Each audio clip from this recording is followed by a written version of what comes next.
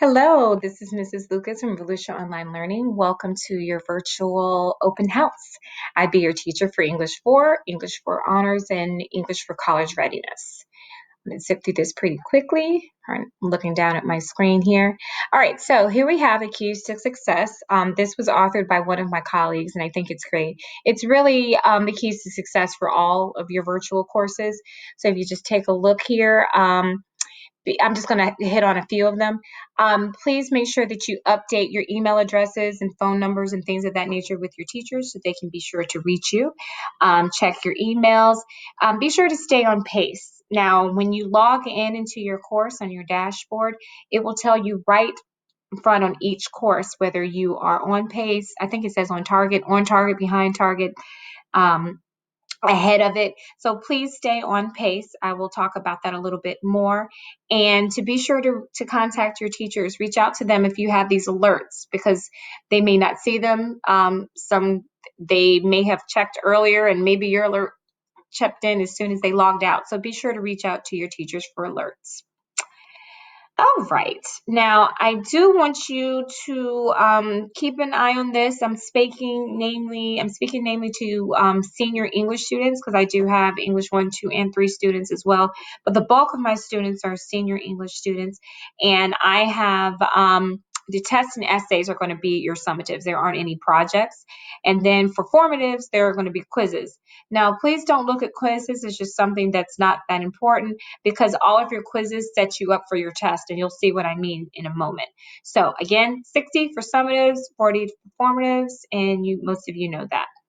Okay, so this is right here is what I want you to keep an eye on. These are your guided notes. Some of your teachers may have told you about these. I do not require that you take these. However, if you have failed a quiz, it gives you 2 shots and then I'll give you a retake. If you failed it after that, then you need to take guided notes. And it's not a punitive measure, I promise you. You need to dig deeper into the text at that point. Now, how do you access your guided notes? Now, how to do that is when you click on your course, so when you click on your dashboard, and you see all of your courses listed, click on the course name. When you click on the course name, then you'll see your course map.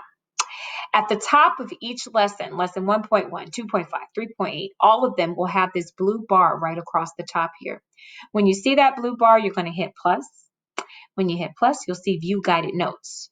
When you see your guided notes, and here they are, and it follows the lesson exactly. So it is designed for as you're going through the lesson to stop and take notes, which is a lost art for too many of our young students. So it has you do that, and you can of course use your quiz, your notes on your quizzes to help you prepare. And you can print them out. You can just follow along with just notebook paper, however way you choose to do it. I'm looking up because I usually have my screen up front. You can access your guided notes. Many students, after they've used them once, they tend to do them as a regular, even though they're not required. So they're fantastic. Guided notes are great. All right, so next, please read your feedback. When you get to your dashboard, you will see like a notification telling you have feedback and to read it now. Read it now. I often give, and myself as well as other course um, instructors, I'm oftentimes telling you, what you need to do and improve your score, or oftentimes I'm telling you to look at your rubric, or many times it's thanks for sharing this beautiful piece of writing. I have some really great writers this year. I'm very, very impressed. So please read your feedback. All right, next up is very important, attendance. And you're going to hear this a lot tonight. Attendance, we are taking attendance for full-time students. How do you maintain proper attendance? Just like I said earlier, maintain weekly progress. So again, you might have the luxury of working here and there, whatever. Look at your pacing, see where you need to be by the end of the week, and that's what you need to know. All right, it says a good tactic to use is just to never fall more than 10% behind.